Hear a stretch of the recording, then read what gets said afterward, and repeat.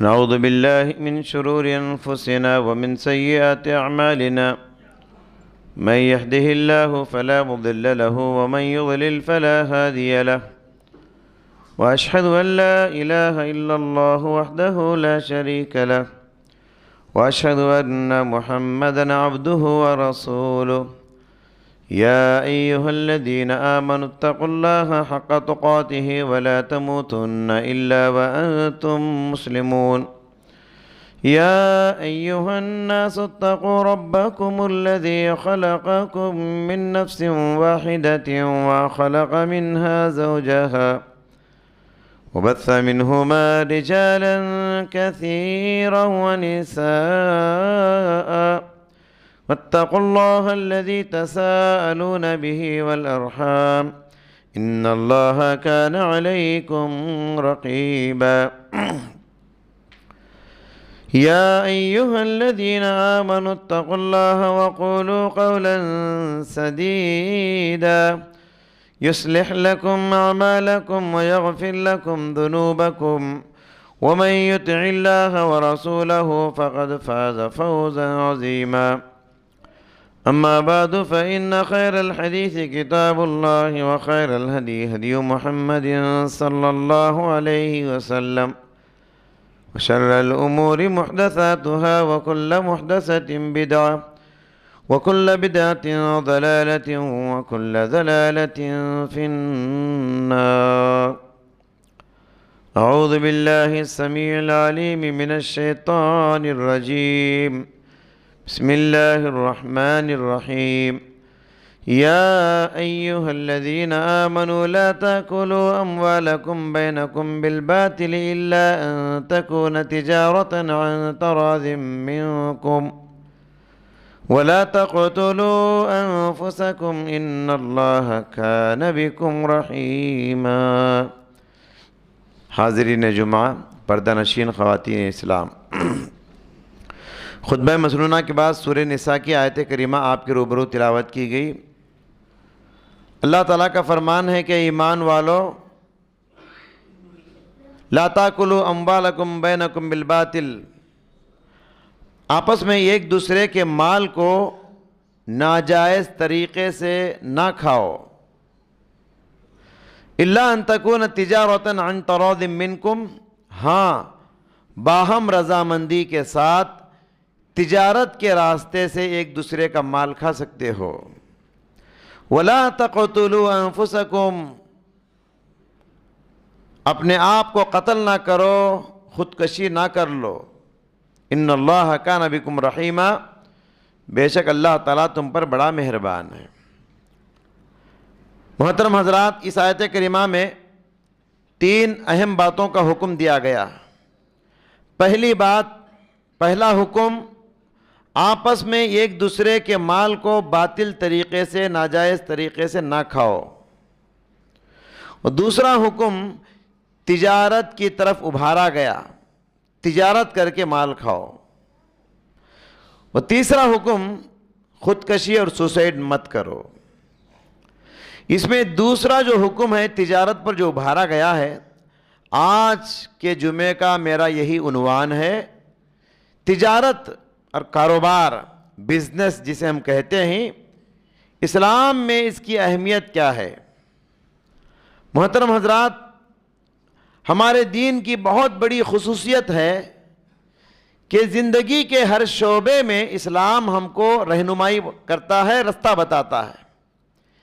چاہے ہم bed room میں رہیں وہ رہنمائی کرتا ہے، باتھ روم میں رہے رہنمائی کرتا ہے، واش روم میں رہے رہنمائی کرتا ہے، مارکیٹ میں رہے رہنمائی کرتا ہے، مسجد میں رہے رہنمائی کرتا ہے۔ یہ ہمارے اسلام کی بہت بڑی خصوصیت ہے۔ تجارت اور بزنس کے سلسلے میں کتاب و سنت میں بہت اہم تعلیمات آئی ہوئی ہیں۔ ذریعہ معاش کے طور پر انسان زندگی گزارنے کے لیے جو بھی کام کرتا ہے، 4 چیزوں کو اپناتا ہے۔ ایک ہے تجارت اور بزنس، دوسرا ہے زراعت، کھیتی باڑی، تیسرا ہے صنعت و حرفت، انڈسٹری جسے کہتے ہیں، اور چوتھا ہے محنت اور مزدوری. انسان ان چاروں میں سے کوئی نہ کوئی کام کرتا ہے زندگی گزارنے کے لیے. یہ چار کاموں میں سے کوئی ایک کام کرتا ضرور ہے. ان چاروں میں تجارت کا الگ ہی مقام ہے. اس سے بڑی بات کیا ہو سکتی ہے تجارت کی اہمیت و فضیلت کے لیے؟ خود ہمارے نبی صلی اللہ علیہ وسلم تاجر تھے. مکی زندگی میں اللہ کے نبی صلی اللہ علیہ وسلم نبوت سے پہلے ہی حضرت خدیجہ کا مال لیتے، ملک شام جاتے، تجارت کرتے، خوب نفع کماتے. نبی بنائے جانے کے بعد اللہ کے نبی دعوت و تبلیغ کے کام میں مصروف ہو گئے، جس کی وجہ سے تجارت نہیں کر سکے. لیکن صحابہ کرام سبحان اللہ بڑے بڑے تاجر تھے. صحابہ کرام میں آپ دیکھ سکتے ہیں. محترم حضرات، تجارت سے ہونے والی جو آمدنی ہے، انکم ہے، قرآن اس کو فضل اللہ کہتا ہے. اللہ کا فضل، فضل اللہ. تجارت سے جو بھی فائدہ ہوتا ہے قرآن مجید اس کو فضل اللہ سے تعبیر کرتا ہے. مطلب یہ ہے جب تجارت سے آنے والا فائدہ اللہ کا فضل ہے تو اللہ کے فضل کو حاصل کرنے میں جلدی کرنا چاہیے، سبقت کرنا چاہیے. اور قرآن تجارت کو فضل اللہ کہہ کے تجارت پہ جہاں ابھار رہا ہے وہیں اس بات کی طرف اشارہ کر رہا ہے، سست مت بنو، کاہل مت بنو، محنت کرو، آگے بڑھو، کماؤ، آمدنی کے ذرائع بناؤ. اس بات کی طرف بھی قرآن اشارہ کر رہا ہے. آج جمعہ کا دن ہے، ہر جمعہ ہم یہ آیت سنتے ہیں، وَابْتَغُوا مِن فَضْلِ اللَّهِ. لوگوں نماز جمعہ ہونے کے بعد باہر نکل جاؤ تجارت کے لیے، اللہ کے فضل کو تلاش کرو. سورہ حج میں اللہ تبارک و تعالیٰ نے حج جیسی اہم عبادت کا ذکر کرتے ہوئے فرمایا، لَيْسَ عَلَيْكُمْ جُنَاحٌ أَن تَبْتَغُوا فَضْلًا مِّن رَبِّكُمْ. حج کرتے ہوئے تم اللہ کے فضل کو تلاش کرو، تجارت کرو، یہ کوئی گناہ نہیں ہے. سبحان اللہ. دوسری اہم بات یہ ہے، اللہ نے تجارت کو فضل اللہ کہا، تجارت سے آنے والے فائدے کو. تو دوسری طرف دیکھیے اللہ تعالیٰ نے تجارت کو عبادت کے ساتھ جوڑ کر ذکر کیا. قرآن کریم میں بڑی بڑی عبادتوں کے ساتھ تجارت کا ذکر ہے. جمعہ کی نماز بہت بڑی عبادت ہے. جمعہ جیسی عبادت کا ذکر کرنے کے بعد وَابْتَغُوا مِن فَضْلِ اللَّهِ کہہ کے تجارت کا ذکر کیا. حج ایک عظیم ترین عبادت ہے. حج جیسی عبادت کا ذکر کرنے کے بعد تجارت کا ذکر کیا. أَن تَبْتَغُوا فَضْلًا مِّن رَبِّكُمْ. کہا حج کر رہے ہو، حج عبادت بھی ہو رہی ہے، ذرا تجارت بھی کر لو. مینا میں ٹہرے ہو، عبادت بھی ہو رہی ہے، تجارت بھی کر لو. عرفہ میں ٹہرے ہو، عبادت بھی ہو رہی ہے، تجارت بھی کر لو. مزدلفہ میں ٹہرے ہو، عبادت بھی ہو رہی ہے، ذرا تجارت بھی کر لو. آج تو قوانین بدل چکے ہیں، ہم ہر جگہ تجارت نہیں کر سکتے. اس زمانے میں حجاج بیت اللہ آتے ہوئے، حج کی نیت سے آتے ہوئے سامان تجارت بھی ساتھ لاتے تھے. حج جیسی عبادت بھی ہو جاتی اور تجارت بھی ہو جاتی تھی ان کی. تو بڑی بڑی عبادتوں کے ساتھ اللہ تبارک و تعالیٰ نے تجارت کا ذکر کر کے اس بات کو ثابت کیا کہ تجارت کی بڑی اہمیت ہے اسلام کے اندر. سورہ مزمل میں تہجد جیسی بڑی عبادت کے ساتھ تجارت کا ذکر ہے. اور سورہ قریش میں بھی اللہ نے عبادت کے ساتھ تجارت کا ذکر کیا. لِإِيلَافِ قُرَيْشٍ إِيلَافِهِمْ رِحْلَةَ الشِّتَاءِ وَالصَّيْفِ. سرما میں تجارت کے لیے جاتے ہو، گرما میں تجارت کے لیے جاتے ہو، فَلْيَعْبُدُوا رَبَّ هَذَا الْبَيْتِ. تجارت کے ساتھ ساتھ اس گھر کے پروردگار کی تم عبادت بھی کرو. محترم حضرات، تجارت کو عبادت کے ساتھ جوڑنے کا راز کیا ہے معلوم؟ تجارت کو عبادت کے ساتھ جوڑ کر ذکر کرنے کا راز یہ ہے کہ اگر آپ ایمانداری سے تجارت کرو گے، سچائی سے تجارت کرو گے، امانت داری کے ساتھ تجارت کرو گے تو تمہاری تجارت عبادت بن جائے گی. سبحان اللہ. تجارت عبادت بن جائے گی. تم سچائی کی تجارت کر کے دنیا کمانے کے ساتھ ساتھ آخرت بھی کما لو گے. یہی ہمارے اسلام کی شان ہے. ایک مومن بندہ تہجد ادا کرتے ہوئے جن مقامات کا مستحق ہوتا ہے، نفل روزے رکھتے ہوئے جنت میں جن درجات کا مستحق ہوتا ہے، صدقہ خیرات کر کے جن مقامات کو وہ پا لیتا ہے، اللہ کی عبادت کر کے جن مقامات کا وہ مستحق ہوتا ہے، ایک سچا تاجر، امانت داری سے تجارت کرنے والا، ایمانداری سے تجارت کرنے والا بھی انہی مقامات کا مستحق ٹھہرتا ہے جو مقامات کے تہجد گزاروں کو ملنے والے ہیں، روزہ داروں کو ملنے والے ہیں، صدقہ کرنے والوں کو ملنے والے ہیں، عبادت گزاروں کو ملنے والے ہیں. وہی مقامات سچائی کے ساتھ تجارت کرنے والے کو بھی آخرت میں ملنے والے ہیں. پیارے نبی نے فرمایا التاجر الصدوق الامین مع النبیین والصدیقین والشہداء. سچائی کے ساتھ تجارت کرنے والا تاجر، قیامت کے دن اس کا مقام مرتبہ کا کیا کہنا، وہ پیغمبروں کے ساتھ جنت میں ہوگا. سچائی کی تجارت کر کے جنت میں تو جائے گا ہی، لیکن جنت میں کتنا اونچا مرتبہ ہے، وہ پیغمبروں کے ساتھ ہوگا، صدیقین کے ساتھ ہوگا، شہیدوں کے ساتھ ہوگا.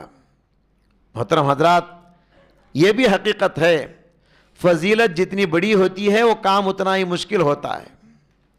فضیلت جتنی اونچی ہوتی ہے وہ کام بھی اتنا ہی مشکل ہوتا ہے.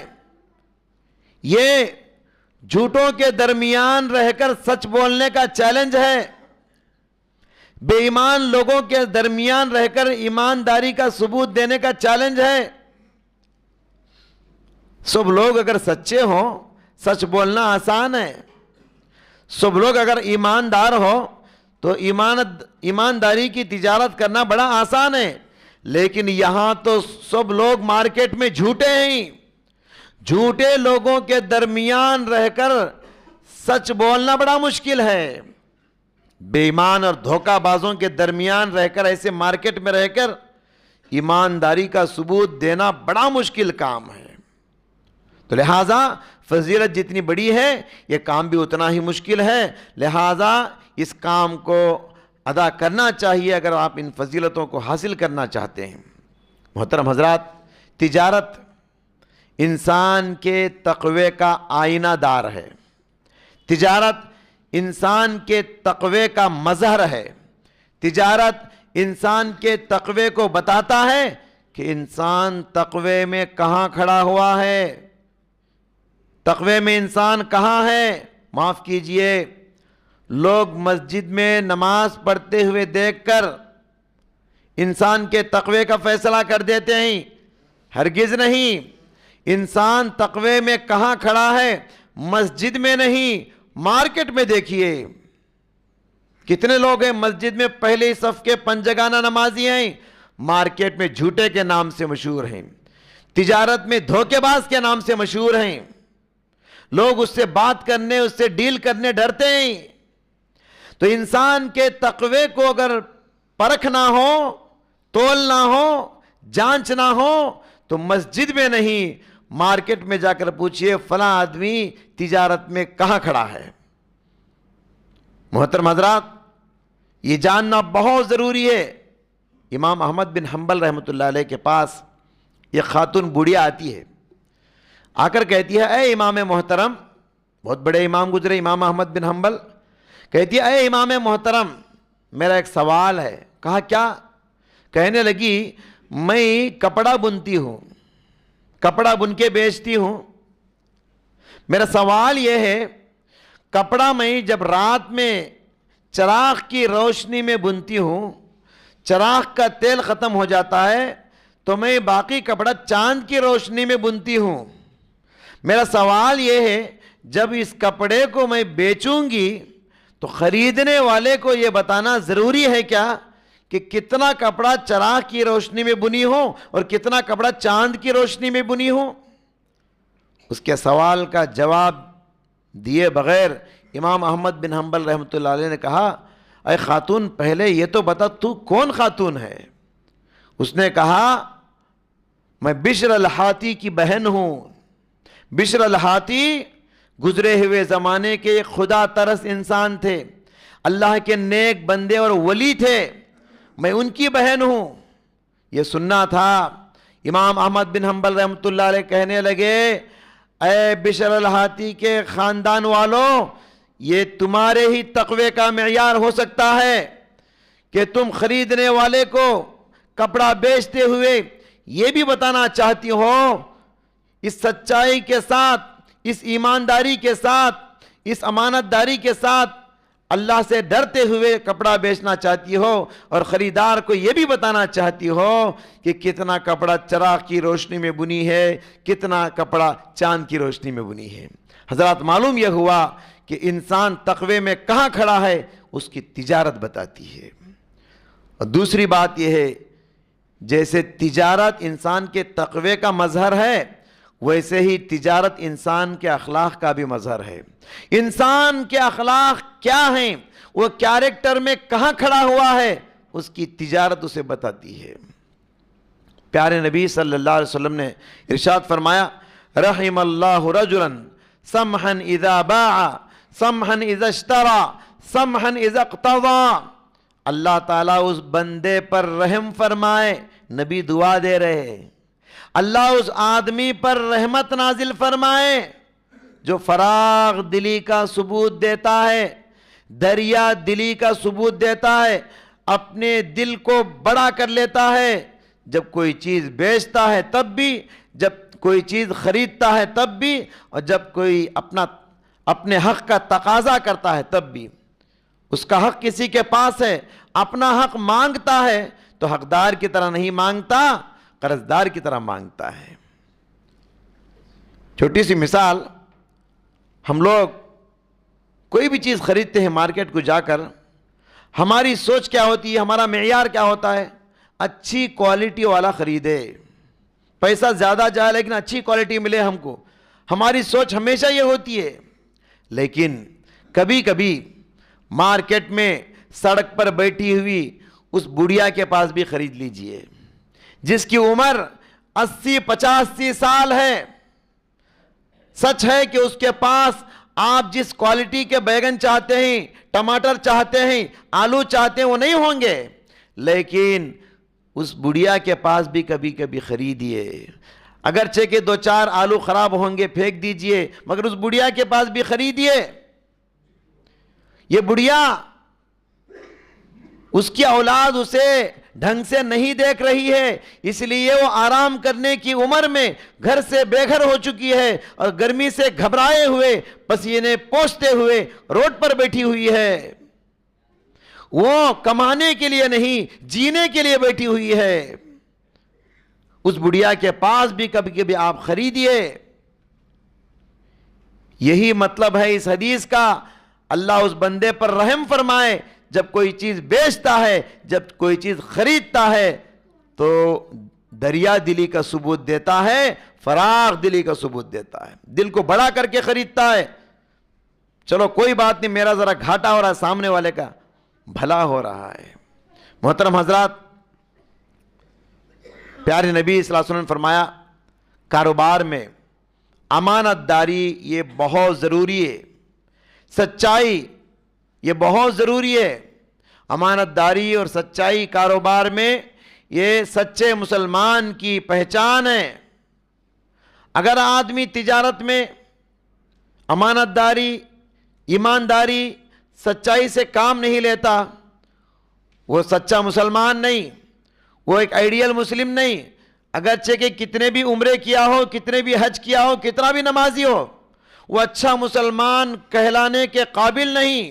پیارے نبی نے فرمایا من غشنا فلیس منا، جو ہم کو دھوکہ دے وہ ہم میں سے نہیں ہے۔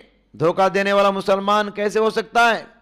وزن کو گھٹانے والا، ناپ تول میں کمی کرنے والا، ڈنڈی مار کے بیچنے والا، میٹر کو سیٹ کر کے بیچنے والا، دھوکہ دے کر بیچنے والا، جھوٹ بول کر بیچنے والا، تجارت میں بے ایمانی کر کے بیچنے والا، ایسا آدمی سچا مسلمان نہیں ہو سکتا۔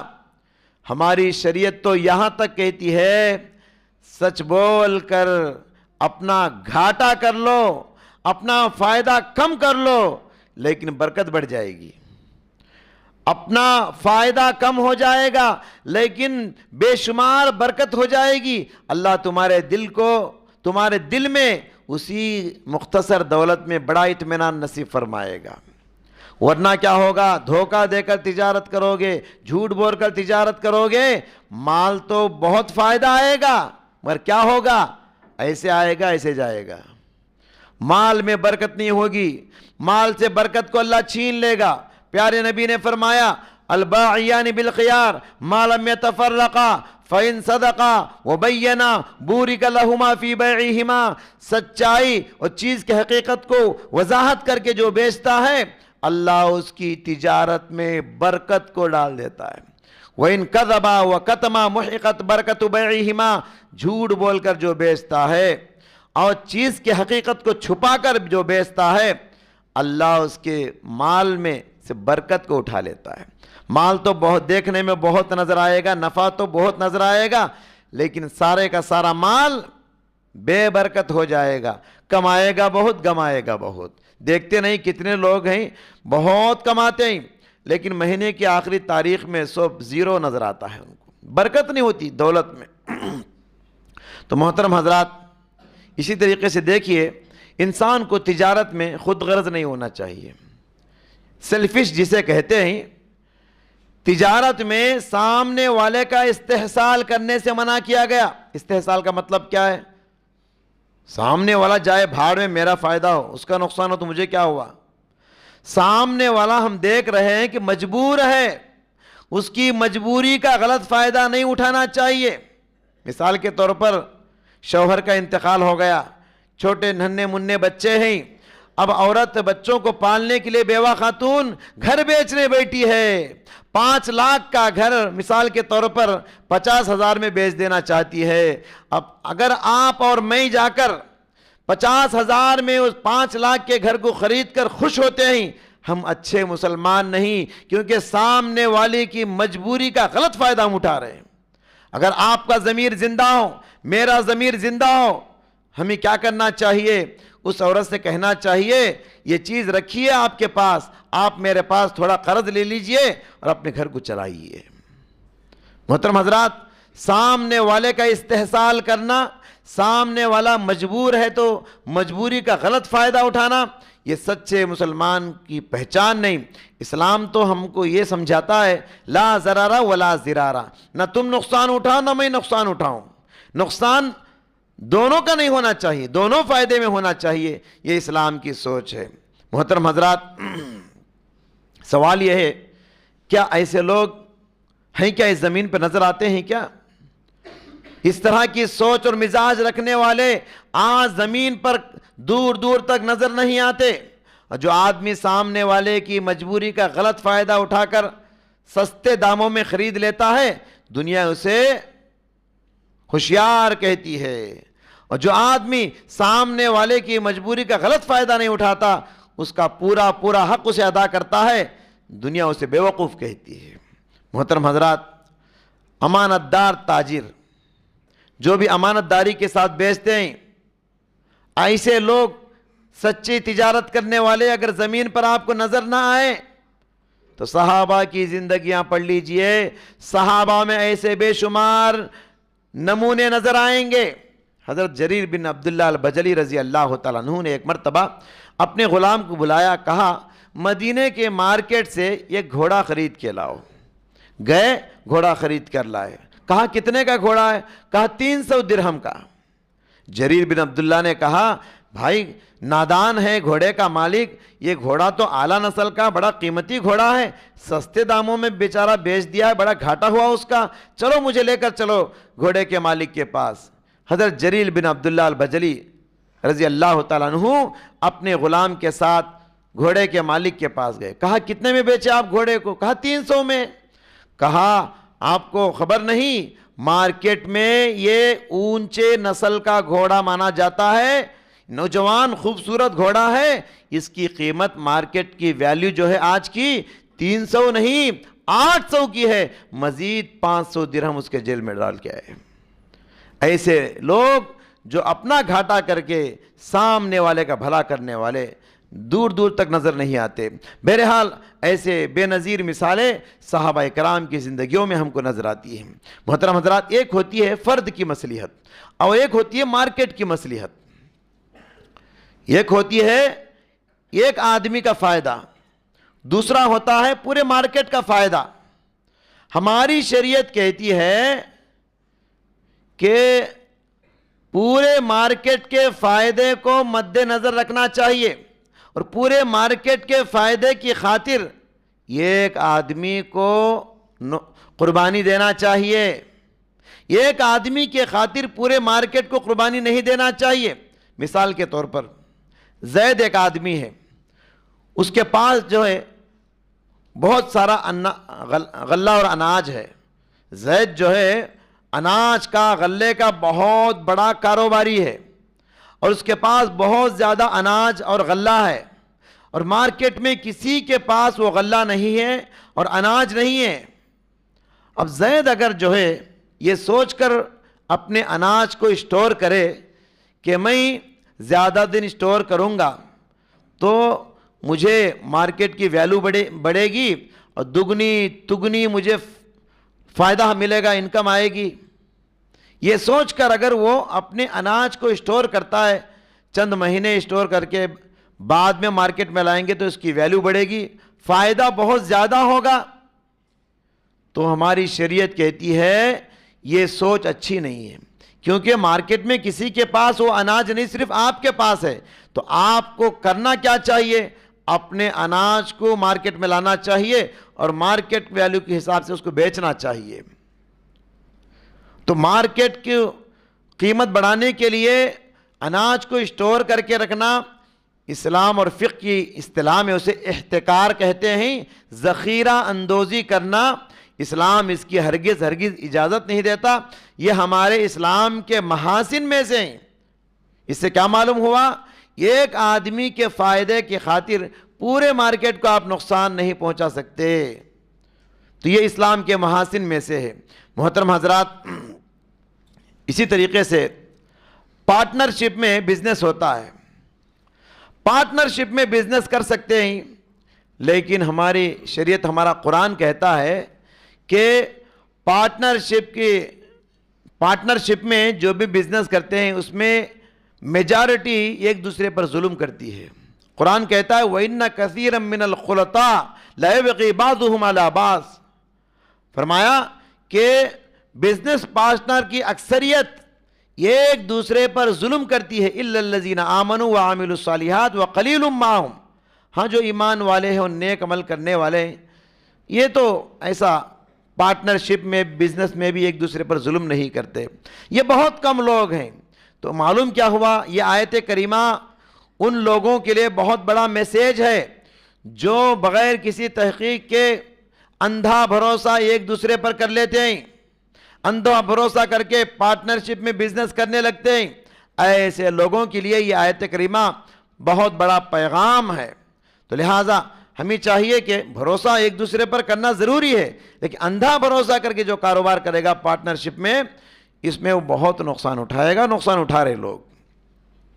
اور آخری بات, محترم حضرات, ہماری شریعت کہتی ہے تجارت سچائی کے ساتھ کرو, امانت داری کے ساتھ کرو, ایمانداری کے ساتھ کرو. لیکن تجارت تجارت ہے, بزنس بزنس ہے, کاروبار کاروبار ہے, انسان انسان ہے, شیطان شیطان ہے, ابلیس ہمارے پیچھے پڑا ہوا ہے. کتنا بھی کوشش کرو, کبھی نہ کبھی کاروبار میں کچھ کمی زیادتی ہو جاتی ہے اور کچھ غلطیاں ہو جاتی ہے. تو ہماری شریعت نے اس کا حل بتایا. تجارت میں جو چھوٹی موٹی غلطیاں ہو جاتی ہیں اس کا حل کیا ہے؟ پیارے نبی صلی اللہ علیہ وسلم نے اس کا حل بتایا, شوبوا بیعکم بالصدقہ. تجارت میں جو بھی منافع ہوتا ہے, جو بھی انکم ہوتا ہے, فائدہ ہوتا ہے, اس میں سے کچھ حصہ صدقہ کر دیا کرو. جب بھی تجارت میں کچھ منافع ہے اس میں سے ایک حصہ نکال کے صدقہ کر دیا کرو.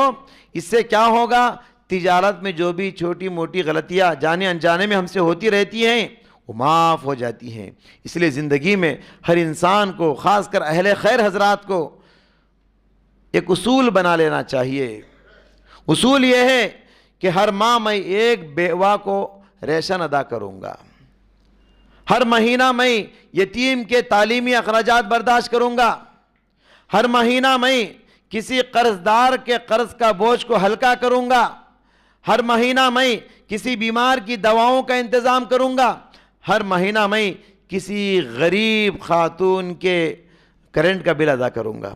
اس طرح جو بھی اہل خیر حضرات ہیں، تجارت میں جو بھی منافع آتا ہے اس میں سے ایک حصہ الگ کر کے اللہ کے راستے میں صدقہ کرنے سے تجارت میں ہونے والی غلطیاں معاف ہو جاتی ہیں. بہرحال تجارت کے حوالے سے یہ مختصر باتیں تھی. اللہ تعالیٰ سے دعا ہے اللہ تبارک و تعالیٰ مجھ کہنے والے کو اور آپ سننے والوں کو اسلامی اور سچائی کی تجارت کرنے کی توفیق عطا فرمائے. دھوکے کے مال سے، حرام کے مال سے، سود کے مال سے اللہ پاک ہم سب کی حفاظت فرمائے. اللہ ہم سب کے گناہوں کو معاف فرما. اے اللہ ہم سب کے خطاؤں کو درگزر فرما. اے اللہ حلال کمانے اور حلال لقمہ کھانے کی توفیق عطا فرما. اے اللہ ہماری زندگیوں میں، صحت میں، مال میں، دولت میں، اولاد میں برکتیں نازل فرما. الہ العالمین جو بیمار ہیں ان کو شفاء کامل عطا فرما. جو لوگ انتقال ہو چکے ہیں ان کو جنت الفردوس میں اعلیٰ مقام عطا فرما. بارک اللہ لنا ولکم فی القرآن العظیم ونفعنا وإیاکم من الآیات والذکر الحکیم انہ تعالی جواد کریم ملک بر رؤوف رحیم رب حلیم.